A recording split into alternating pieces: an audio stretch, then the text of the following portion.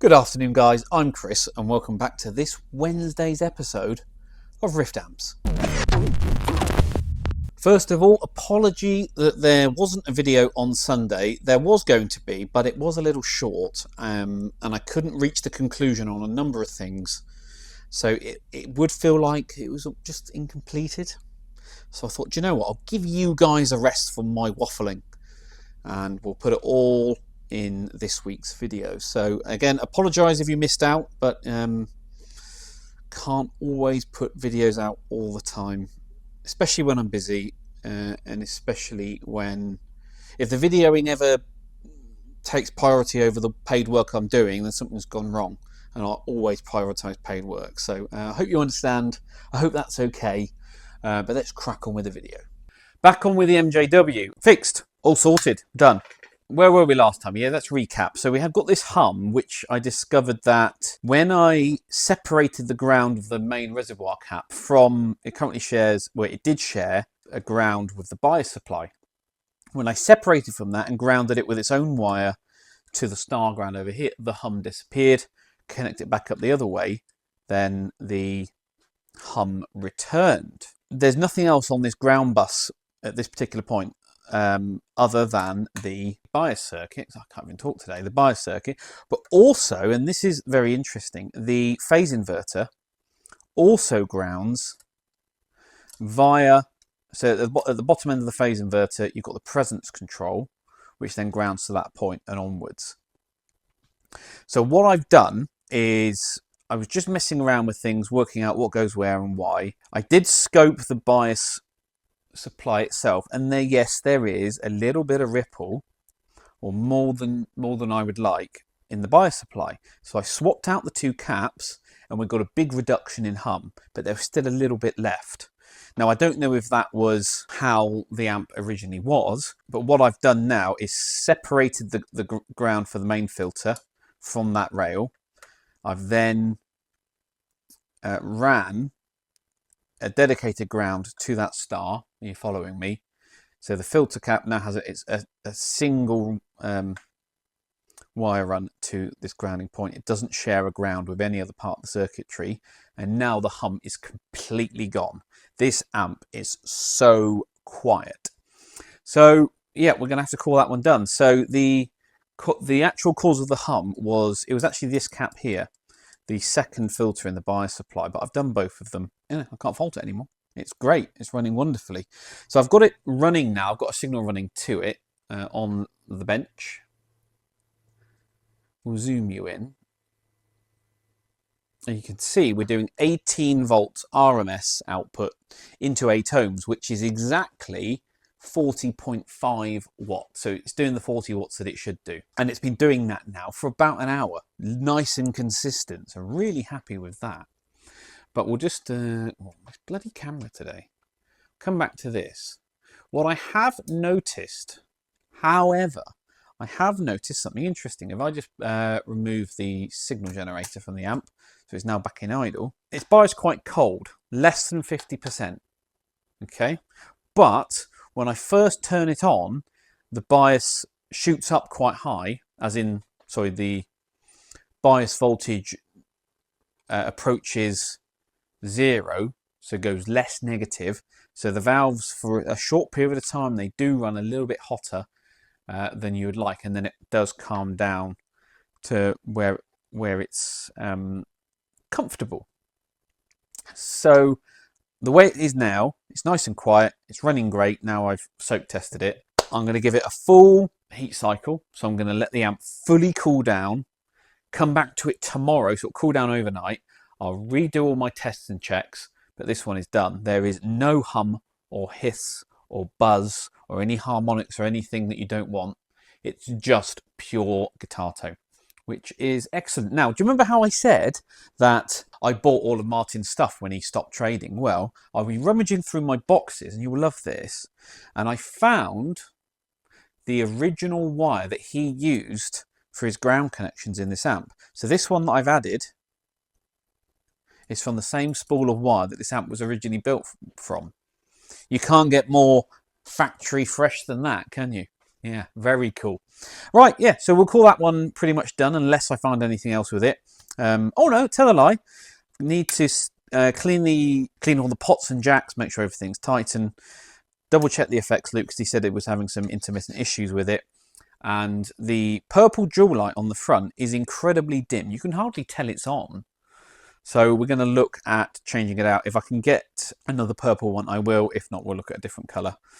But yeah, it's very, very dim. So I think the neon bulb is just finally reaching the end of its life. But there you go. My bench is a mess, but the amp is fixed. Right, we've had a delivery, and it's not a mystery box because I know what's inside, or at least I think I do. But you don't, so should we play along and pretend it's a mystery box? I think that'll be a bit of fun. So it's a shoe box. So it can't be an amplifier. Well, maybe it's a chassis. Let's get this thing open and have a look, shall we? That's only my address on top. I have blanked out the customer's address, so don't worry. Stop complaining. Right. We have 1, 2. We have a power supply for Hughes and Kettner.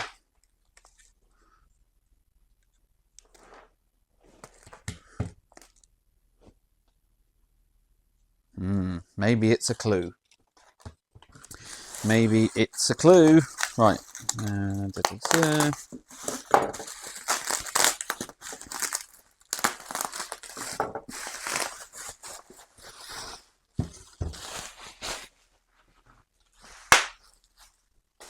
Do you know what we need? We need the Susan. We haven't got the Susan out for a while. Woo! So we've got a Hughes and Kettner tube rotosphere. It's in very interesting condition, isn't it? Look, it's definitely got some signs of wear on it. Now, what does this come on in for? I believe customer suspects it has got a faulty power socket in here and has asked me to have a look at it. Now, I'm going to say this from the beginning. I don't usually take on pedal repairs because, you know, my bench fee is too high to really justify me working on these things. But this is a good customer of mine. He's asked me to look at it as and when I can. So we'll see if we can get it sorted for him. So I think the best thing to do would be to plug it in. So let's do some basics first. On the back of the plug, it says its output should be 12 volts, 8.4 volt amps. Okay. Let's get my multimeter and see what kind of voltage we're actually getting on the plug. Zoom you out. Incidentally, I have been contacted by a number of Chinese firms who want me to do paid promotions on their electrical test equipment, specifically a range of multimeters. Now, I've always said I'm not going to be doing paid promotions on this channel, but the one that they've asked me to look at doesn't actually look too bad in terms of the specs, and so I'm thinking I might buy it myself and then I can do a fully independent review and use of it. So let me know what you think down below. But at least if I buy it myself, I can do what I like, really. I can say what I like about it. If I like it, I can tell you that. If I don't like it, I can tell you that. But if they're paying me to do that, obviously I need to... it's going to be a good review, right? Because that's the way those things work, let's be honest. But yeah, maybe I should get one. Maybe I should get one. They're listed on Amazon, these things. But I might just buy one anyway and see what we think. Anyway, so we're on DC. We're looking for 12 volts on the plug. So is it...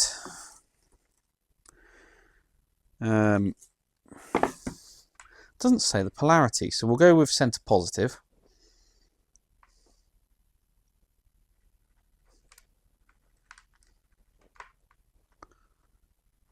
That might give us a clue. We're not getting anything on the plug. Nothing at all in any polarity. Have we found our issue before we even start? Let's just plug it into the pedal, see if the pedal comes on. Oh, the pedal does turn on.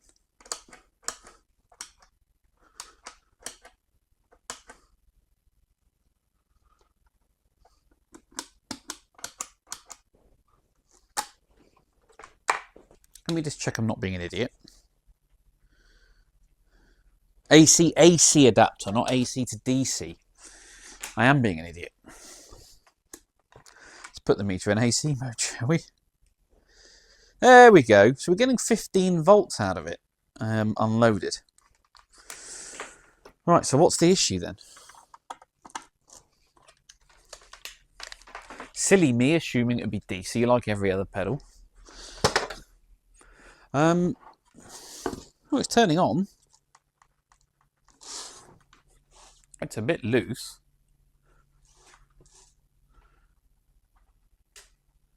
But it's certainly not cutting in and out. One moment, please. Right, we're back. So I've just checked the message from the customer. He said it is working, but he thinks the DC socket might be failing. Well, there isn't a DC socket on this amp, so maybe it's a lost in translation thing, but it's working at the moment.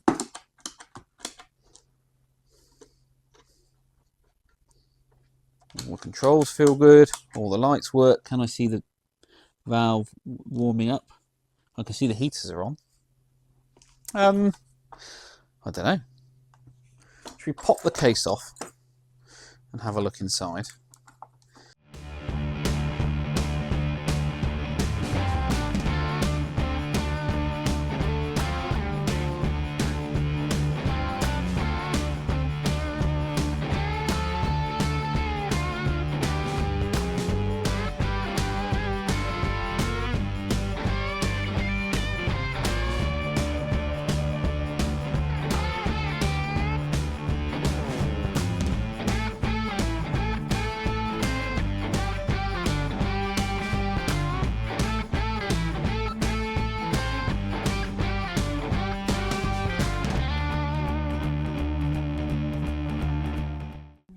Okay, can you see?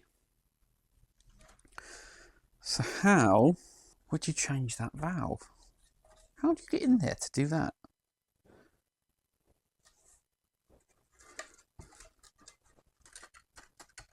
Well, that appears to slide. So you just desolder everything? God, that's going to be a nightmare. Anyway, this socket here, I assume it's the power socket that he's moaning about. There it is. Why does he think it's failing?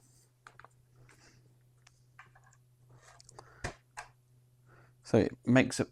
sorry, you can't even see that. There you go. So you've got the make or break connection there. So when I plug it in, that splits apart. And it's not pushing back, so that's not the issue. Yeah, there's a little bit of play in it. But nothing that warrants. And if I'm just having a look at the soldering on the back, in case there's a cracked joint, which if I wobble the socket, I don't see it move. Any issue there? I don't know then. It turns on, it seems to be fine to me. So I need to go back to the customer and ask the question, what's going on? What problems is he experiencing? Why does he think the socket is faulty? Because it's certainly okay at the moment. Right, the 5F1 is up and running on the bench. I have been through the full startup procedure. Obviously, I've finished building the amp, all wired up, all ready to go. Everything, happy with everything.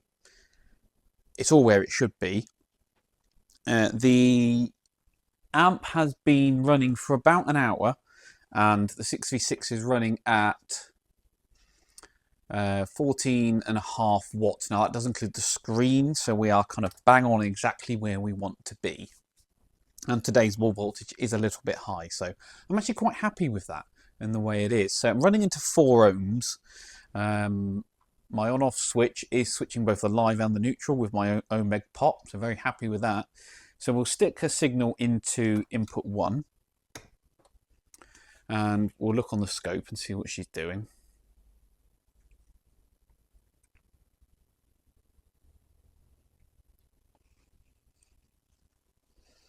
And there she is. So we're looking for... Oh, you're moving. Why are you moving? Behave.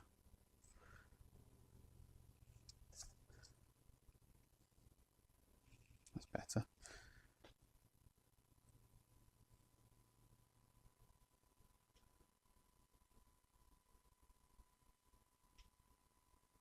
Okay, so that's 4 volts RMS. 4 by 4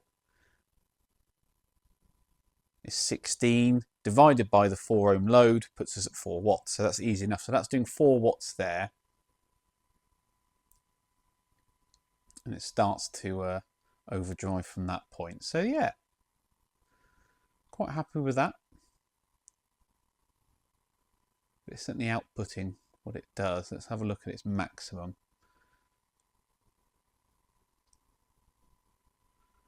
At full crank, I can get 5.1. Well, 5 puts us at 6.3. So we're kind of maybe 6.5 watts at full output.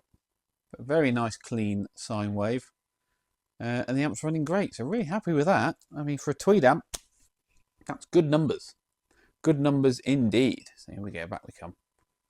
I think I've broken this camera mount because it keeps failing. It keeps going weird on me. But there you go, we're up and running, just burning in now. I did, for those that are interested, do you remember I said I moved the 6v6 cathode ground to the power ground rather than the preamp ground? Well, there's also the grid leak resistor for the 6v6 grid. I did add an extra eyelet, and that's grounded to the same point. So we're up and running, we're good. I'm going to give it another hour burning in, and then I can do some play testing, bits and pieces like that. One thing you might notice is that I don't run a bypass capacitor on the first gain stage. Some 5F1s had that capacitor, others didn't.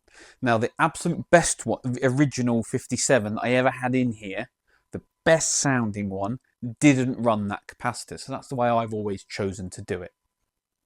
I think that's, yeah, that's just my personal preference. You can add the cap if you want, but you know, the best sounding one I ever had in here didn't have that cap. So that's the way I've always chosen to do it, because that one was beyond exceptional, that little amp. So there we go, up and running.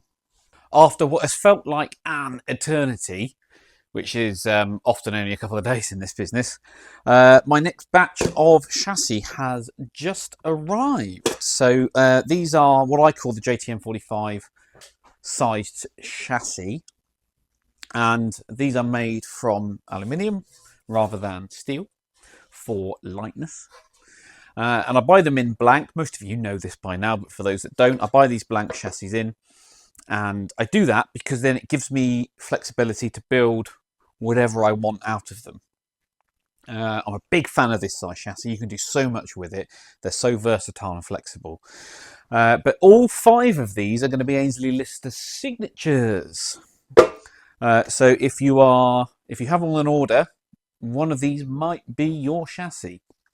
Now, first job for me when they arrive is to immediately get them back out the door. We take them up to a local fabrication firm who's going to weld up the corners for me.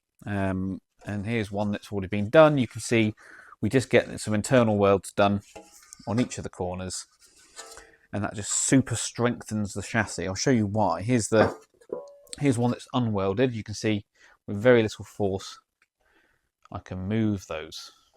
Okay.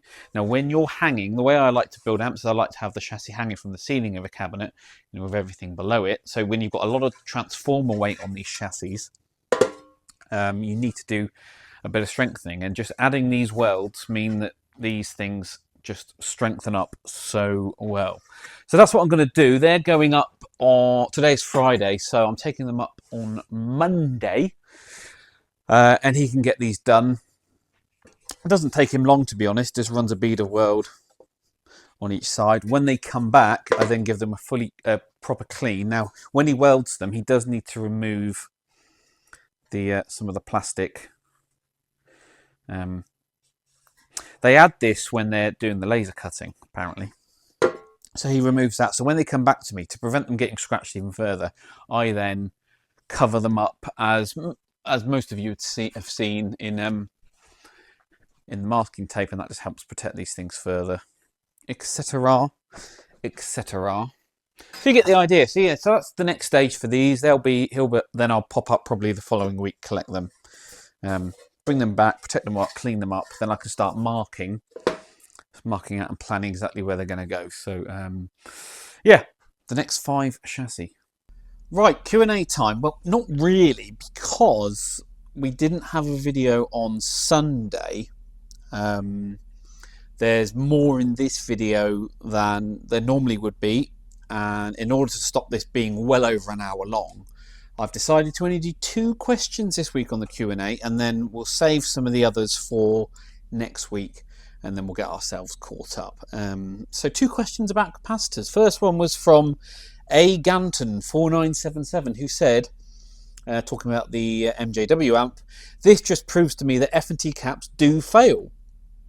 Whoever said they didn't? So much for being better than IC brand, amp tech. Well, anything can fail at any point. Nothing's indestructible. It's just that they are more reliable. There's less chance of them failing, but that's not to say that they won't fail.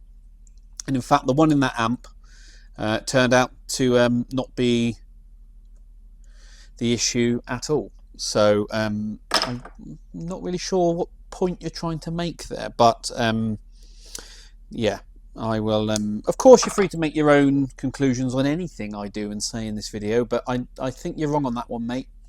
Firstly, apologies about the audio. For some reason, the microphones have just stopped working, so I've got to download a firmware update and do some bits and pieces to get those working. So some of these clips are going to be a bit weird in terms of the audio, so I do apologise. Anyway, this is the PR18 that a customer has sent in for service. And it's actually quite an old one. It's from quite early on in my Rift career.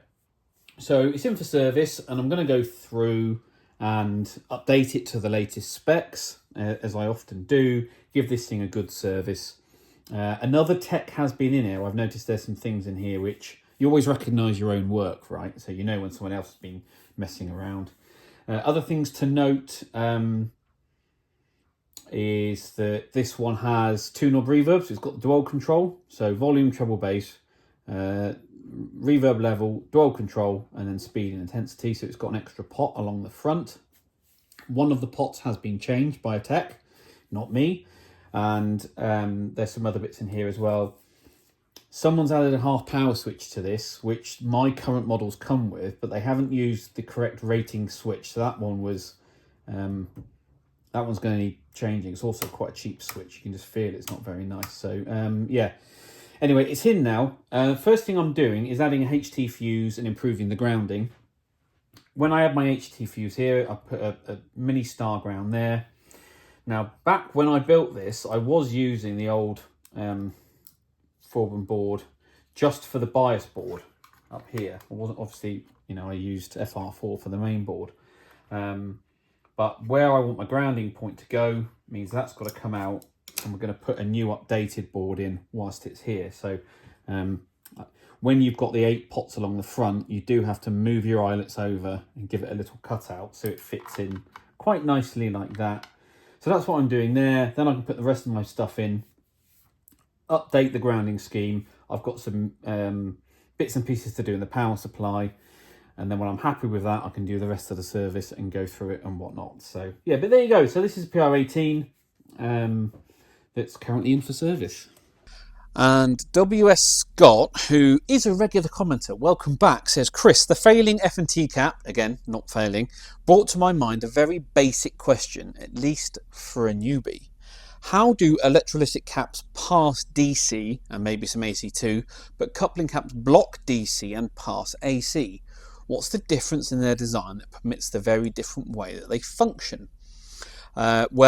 You've got it the wrong way round, or at least you're approaching it from the wrong direction there. There's nothing different in their design that permits the different way that they function. It's the place in the circuit and how they're used in a circuit that defines the way that they function in the amp. Let me explain more.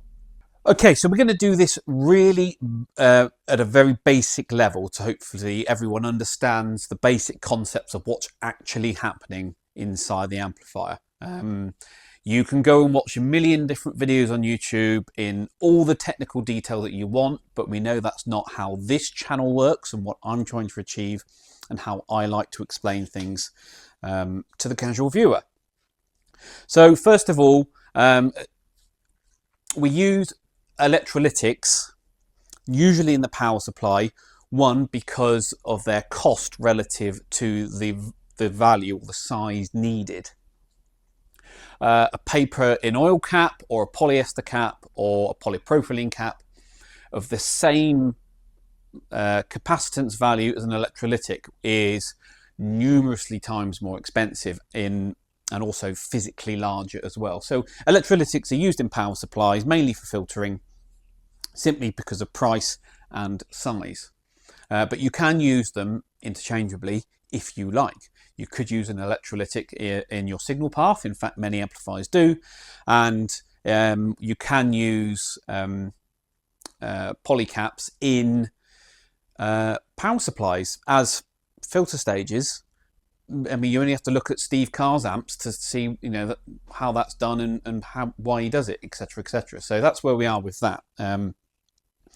But first thing, to answer your question, why do electrolytic caps, I assume you mean you're in the power supply, why do they appear to pass DC? Well, because they're not blocking any DC. Here's your rectifier. We'll draw it as a bridge rectifier. Okay, so that'll be to ground. Here's your output. So you've got your B plus here. These are your AC inputs.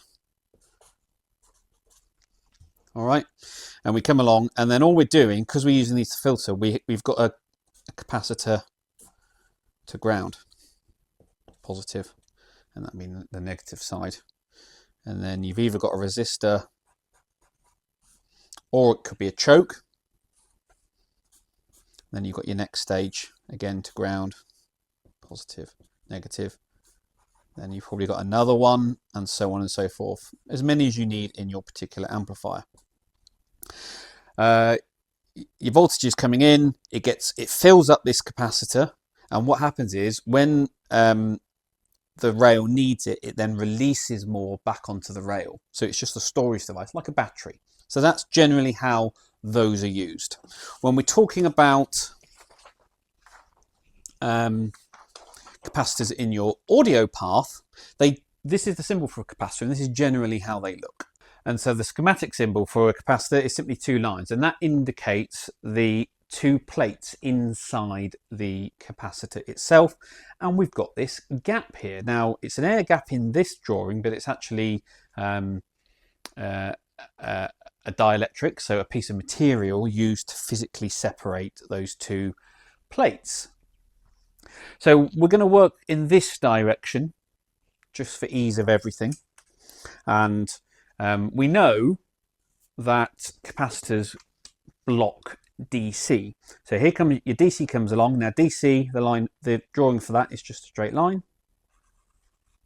Oh, why does my pen stop working? There you go. Straight line. So in it comes, and it reaches this plate, and it can't jump over the gap to this side and carry on. So you can block DC with a capacitor because there's physically no way for that DC to get through there. So why then, if there's a physical blockage there, do we say that they allow AC to pass? Now AC, as we know, we draw it as a sine wave, right? Why is it that AC can come along here and appear to jump the gap and then carry on this side? How does that work? Well, the obvious answer, or the actual truth, unfortunately, is quite obvious in that it doesn't. AC does not pass through a capacitor. And which is why, if you look, when in the textbooks and things that explain this stuff, we actually say it appears to pass through, but it doesn't actually pass through.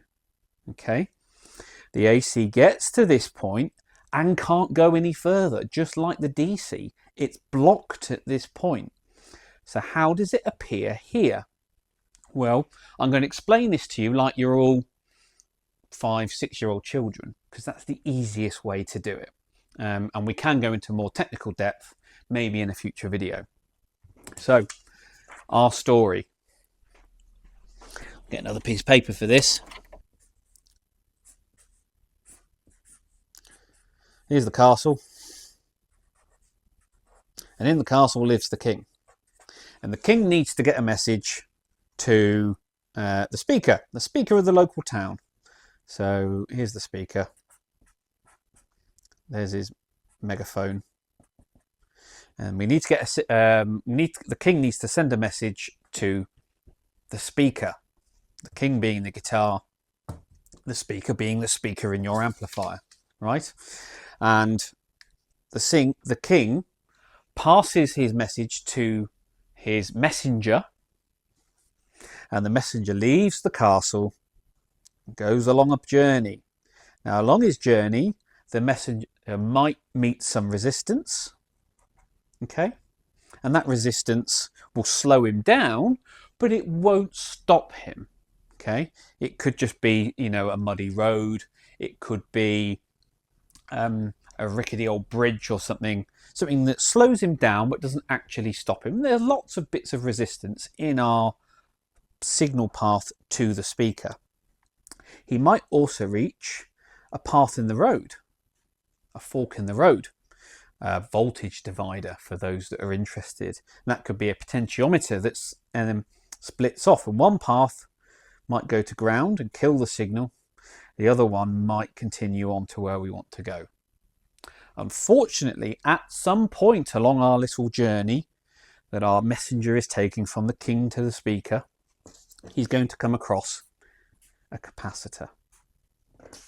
All right. And here he is. He's come along this way.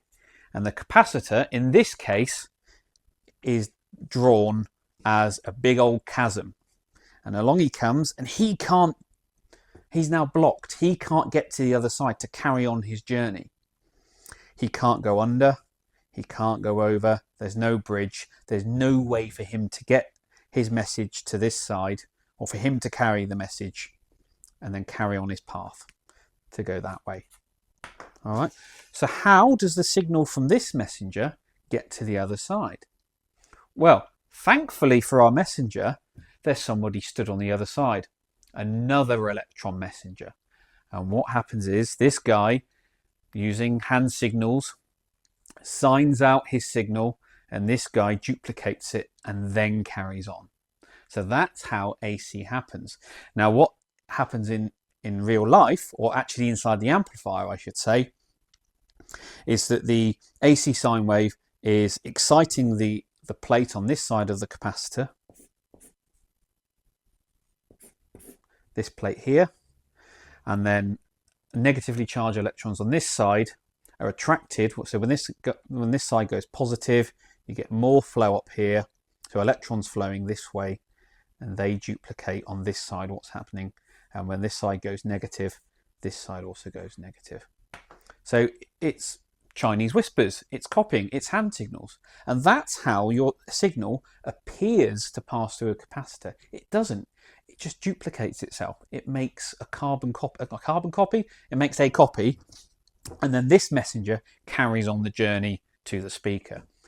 I hope that makes sense, but that's what happens. A capacitor doesn't actually block, doesn't actually allow AC to pass, it actually blocks, but the other plate has its own set of messengers that can see what's going on. The message is passed over, and then it's carried on by that. Okay, now, as designers, what we can do is we can say, well, what if I don't want this messenger to pick up all of that signal? Well, I can change the size of my capacitance. I could widen it, I could shorten it. Okay, I could make it more difficult for this messenger, this guy, the receiver, to not see that signal in full. And so the one, rather than doing a duplicate copy, he might do a smaller one. All right, and that would be reducing the value of the capacitor. All right, I'm going to show you something on the oscilloscope to show you why that can happen and what that means. But I hope that gives you a very basic understanding of what the capacitor is doing. It's actually blocking both AC and DC in its original form, but the AC gets duplicated on the other side by the negatively charged electrons there, who are trying to copy what's going on over here. Okay, so I've set up on the oscilloscope a visual example of what happens to your guitar signal when you change the capacitance value of which that signal appears to be passing through. So here is a 200 Hertz guitar signal, and we're going to say that it's the value of our capacitor is 100 nanofarad. So that's quite a large tone capacitor. So all of our frequency is being passed through at the moment. So our messenger on the other side of the chasm can see the signal, and he can see both peaks of it, and he knows exactly what's going on. And so he's duplicating that signal perfectly. Okay. This knob here, we're going to say is our capacitance value, and by turning this knob I'm going to reduce the size of the capacitor. Okay, and I want to show you what happens as to why certain frequencies are no longer duplicated on the other side. So let's say we're at 100 nanofarad, and I do this, and we get to, let's say it's now 80 nanofarad, then 60, then 50, then 30, then 22. It's looking less like a sine wave now, isn't it? It's now looking, well, I can't see a full peak and trough. And if I keep going, it looks like I'm zooming so far in that 200 Hertz, if I keep shrinking the value of the capacitor down, now just looks like DC, doesn't it? And that's what happens when you reduce the size of a capacitor. Those low frequencies appear just like DC, which we know does get blocked, right? Or so that's why that frequency doesn't get duplicated on the other side of the chasm, because you can't tell where the peak or the trough is for that frequency, because the capacitance value is so small.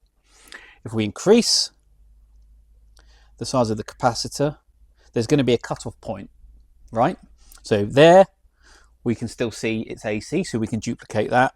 The next one we can see, but one step after that, so that's probably the cutoff point for that frequency. So if I zoom all the way in until it looks like DC, it's just a straight line, it's actually an AC signal, but it's appearing, as far as the capacitor is concerned, like DC. If I now increase the frequency,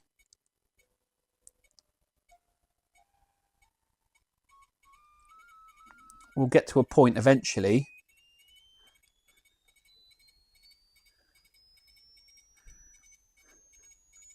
where we do start to get our AC signal back.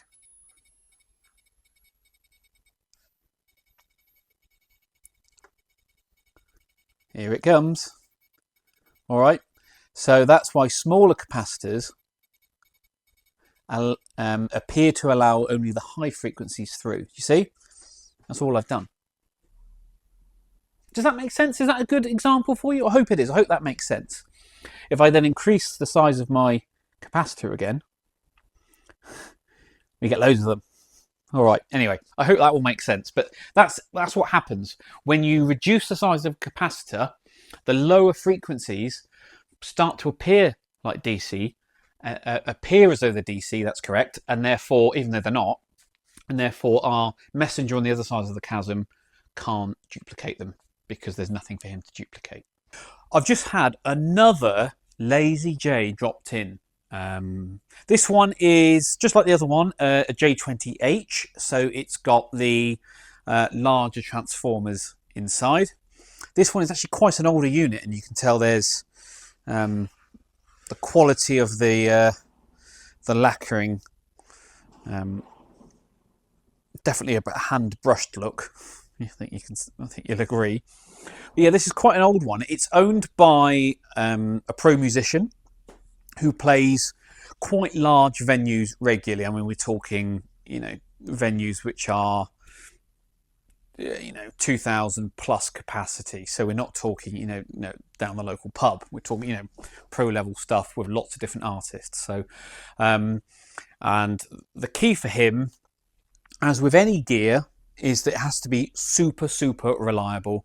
And he's owned this for some time, and it's got a couple of issues, and it went to another tech who did some good work on it, but there's still some issues or things that he's not quite happy with. He saw the last video that I did on the other J20 and thought, I'll bring it into Chris. So there you go. So what is it in for? Well, he's a bit of a backstory on this amplifier. It's like I said, it's quite an old one. As you can see, it's got the Taden Alnico speaker in. Now, early Lazy J stuff we're using Taden speakers. Taden was a British brand based in the east of the country, over, I think it was Norfolk. Eventually they went out of business, and I think then eventually, obviously, Jesse swapped to using Celestians. I think he did a couple with some Fanes as well. I can't quite remember. Anyway, but yeah, so this is quite an old model. When the original purchaser ordered the amplifier, he did have it with the reverb unit, and it stayed in the amplifier for quite a long time, the reverb unit. And the current owner, my customer, one of the issues he was having was that the reverb didn't seem to work that well. Now, I'm going to be honest with you, that seems to be a common theme with them. It's not the best designed reverb circuit. It's not the best integrated unit. It's done in the wrong place in the circuit, and the way that he's done it,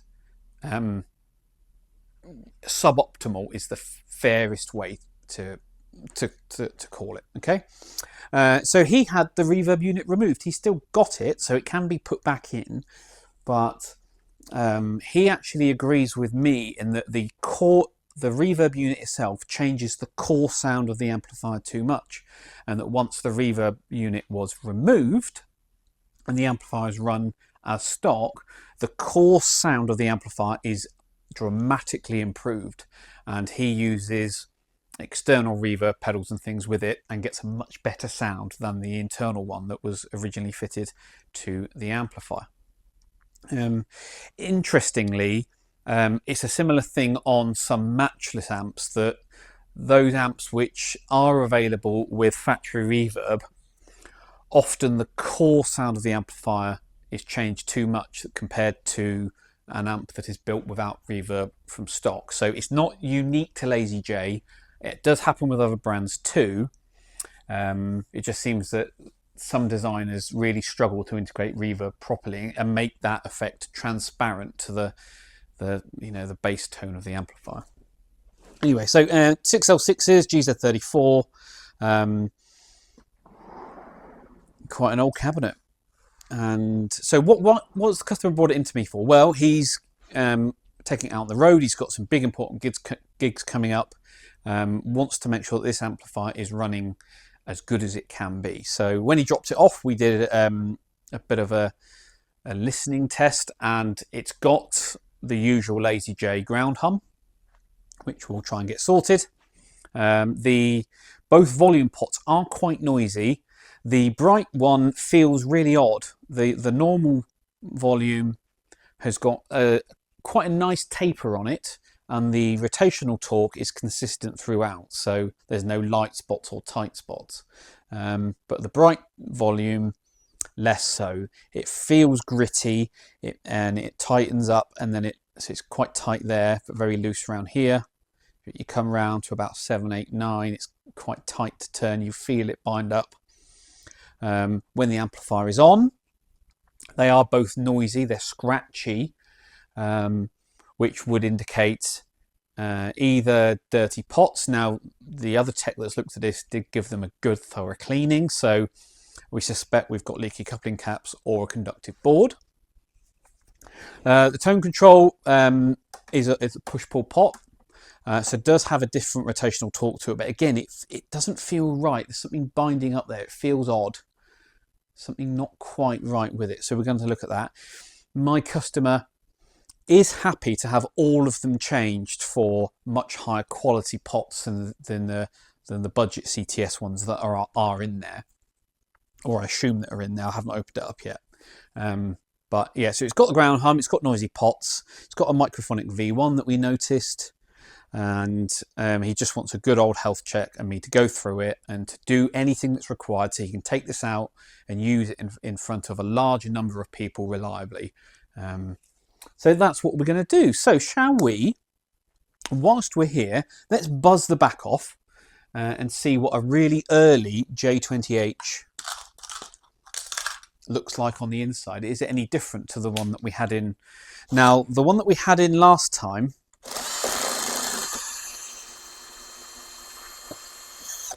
we thought was about 10 years old, but I had a call from its original owner, the guy who bought that amp originally and then traded it into Anderton's. He said he'd owned it for a bit longer than that.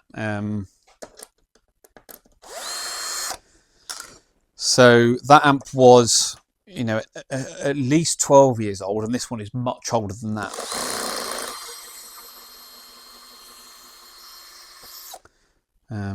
Now, as we know, or as I've said, this amplifier was recently serviced by another tech, or at least gone through to some standard. And I'm not going to say who that tech is, but I will say they are known for doing good work.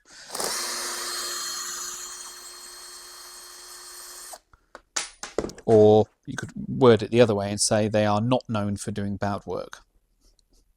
All right, so off we come. Okay, so we've got something quite interesting to show you, and I'll try and zoom you in. The shielding on the back panel, Jesse grounds via a piece of wire up here to the normal input 1 ground point, but that's hanging on by a thread. There's only 3 or 4 strands actually connected on this side. There you go, look, you can see. And up here, that solder joint is about to break. There you go. So that's not helping at all. If we come in and actually look in the amplifier itself, let me just reposition this.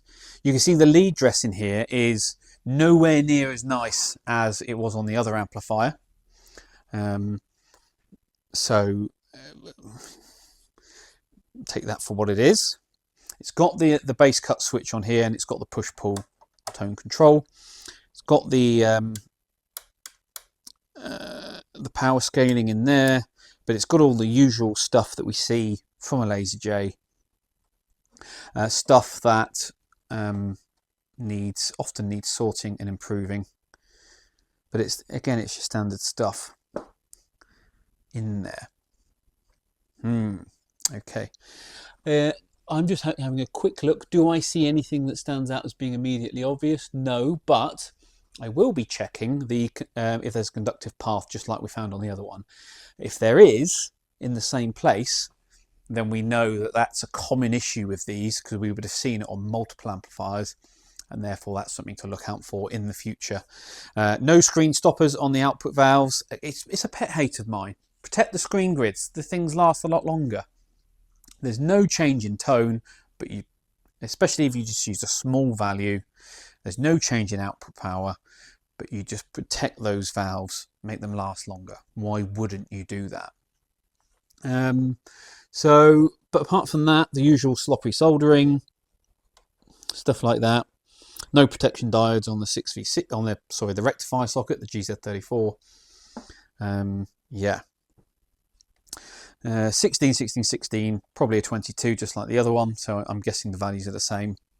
One thing I did notice on the last one that was in, the two coupling caps on the inputs on each channel were different values on that one, but on this amp they appear to be the same size. So I'll measure those and see if over time the value of those did change. But as they were both J20H's, it's probably wrong to assume, but we are going to assume at this point that they are built to the same spec. There you go. Yeah, right. Okay, so that's the inside.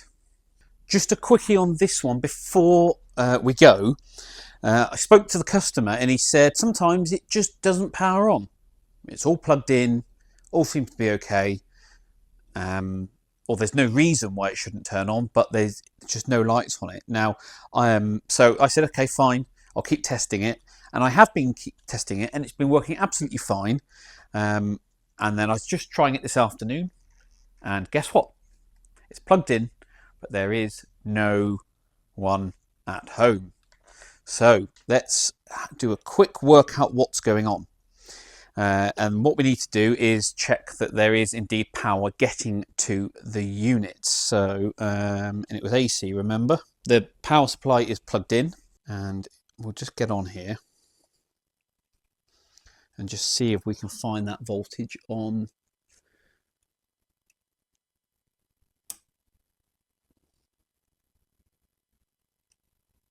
There's no voltage on the terminal. Let me just let's test the plug again. Disconnect the plug.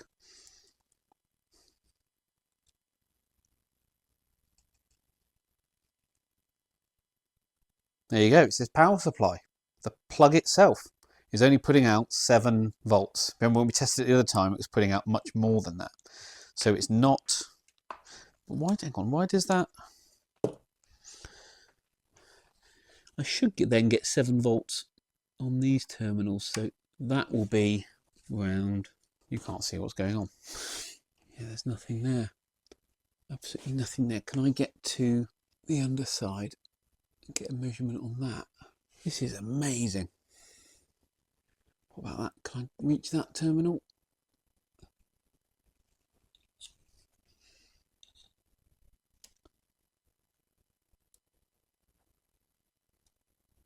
.8 volts.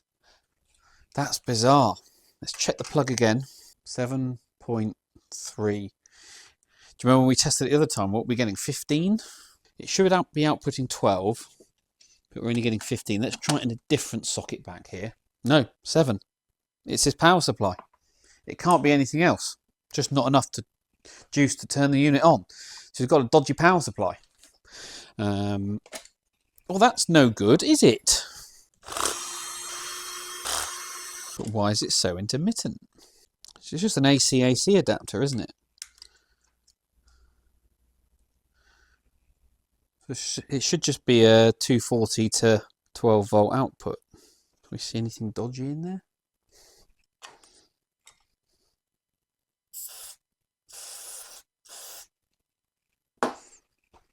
Q-tip. Back together. The terminals in there are tight-ish. Perhaps we just tighten them up a little bit, make sure there's a better connection. It's probably a loose connection.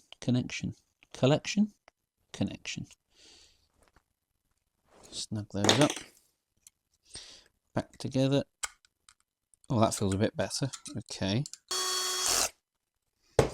Okay, should we try again? Let's see what it does now. There's our 15 back, which means when I plug it in, it should power up, which it does. So while I'm here then, let's double check which of these terminals is which. There you go. So across those two terminals, 13 volts. That's what we're aiming for. So it is the power supply, which is a shame. Well, I'll keep testing just in case something does change, but yeah. Hopefully it was nothing more than dirty contacts inside the plug. The outside looks okay, so hopefully it was just those spade terminals inside. Well, that's it then, guys. Thank you very much for watching once again. As always, please give this video a thumbs up. All your comments and questions and anything else down below. Subscribe and hit the notification bell if you haven't already. If you're feeling super generous and you want to support the channel with a little bit of money, why not join the channel? There's a button below the video if you're watching on a desktop. And I will catch you all at the next one.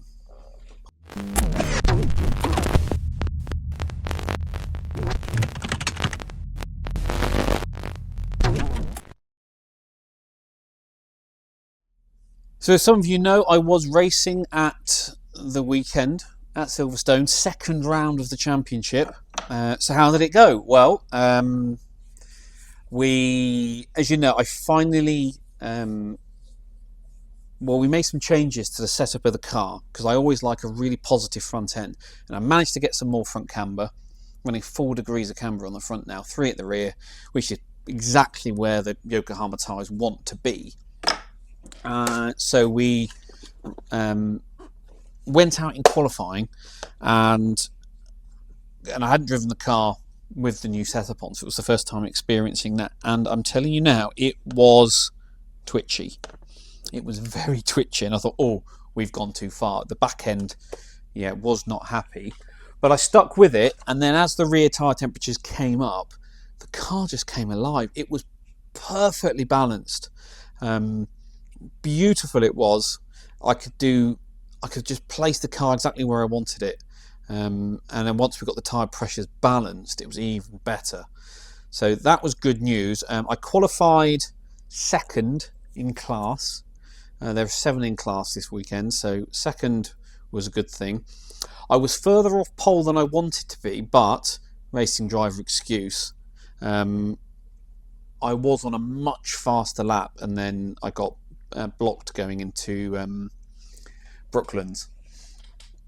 So I lost well over a second, which would have put me within sniffing distance of pole. So I wasn't too disappointed. I still starting second on the grid, much faster than the rest of the guys, which I was quite pleased about. In the race, I had a pretty poor start. I don't think I got my tyre warm up right on the green flag lap. So I dropped down to 3rd in class, and then 4th in class got me as well.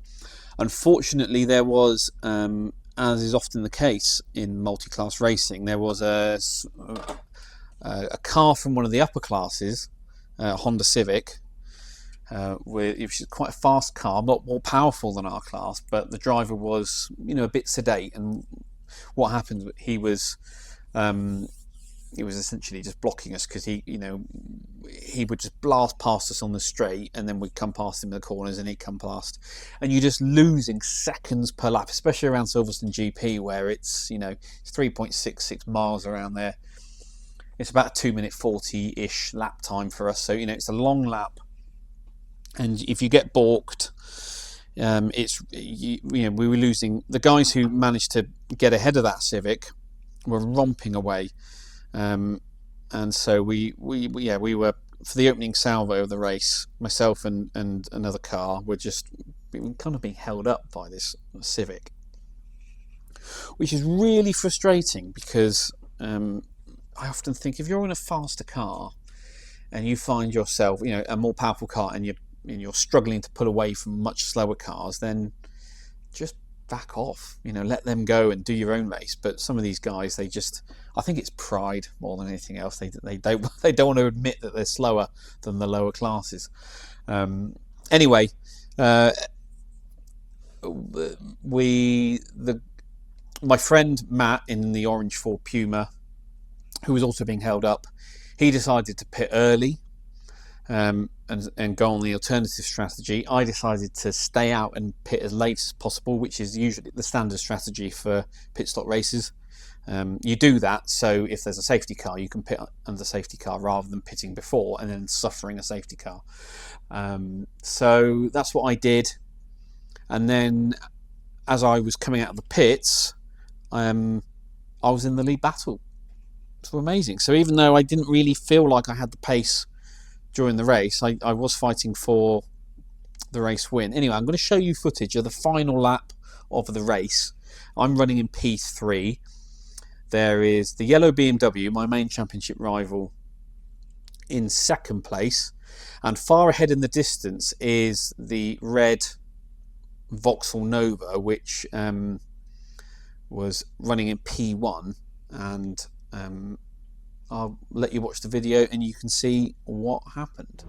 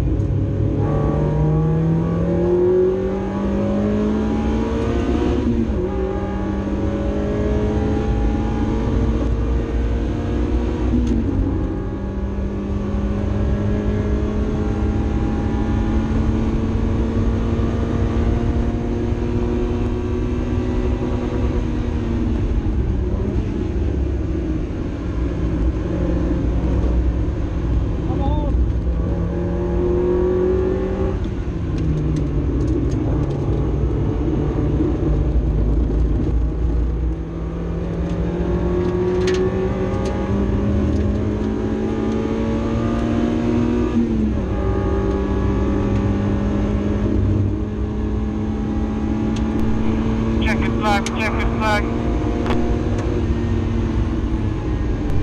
Confirm. What position was that? Was that P2 or 3?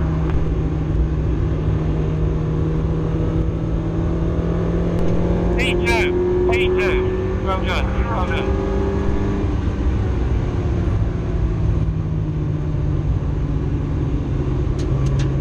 Yeah, so I managed to snatch P2 at the end, which I was incredibly pleased with, because yeah, I was running in P4 for most of the race, so to get P3 at the end, P2 at the end, you know, overtaking 4P2 at the final corner of the race. So it's happened against me before. So for it to go my way, I was quite pleased. to get that result. It means I've moved up from 3rd to 2nd in the championship. So it's going all right. Next round is in a month's time at Anglesey. Now, regular viewers will know I normally race in Anglesey in November, but we got one at the height of summer. It's the weekend of the 4th of July, whenever that is. So I'm going to North Wales for a lovely race by the sea, and hopefully that goes well. Now, because of the success penalties, the yellow BMW, who's leading the championship, will have a 25-second penalty to serve at their pit stop, whereas I'll only have 10 seconds. So hopefully I will be able to make some good inroads on their championship lead and get myself back in the fight for the win. But yeah, anyway, thanks for watching.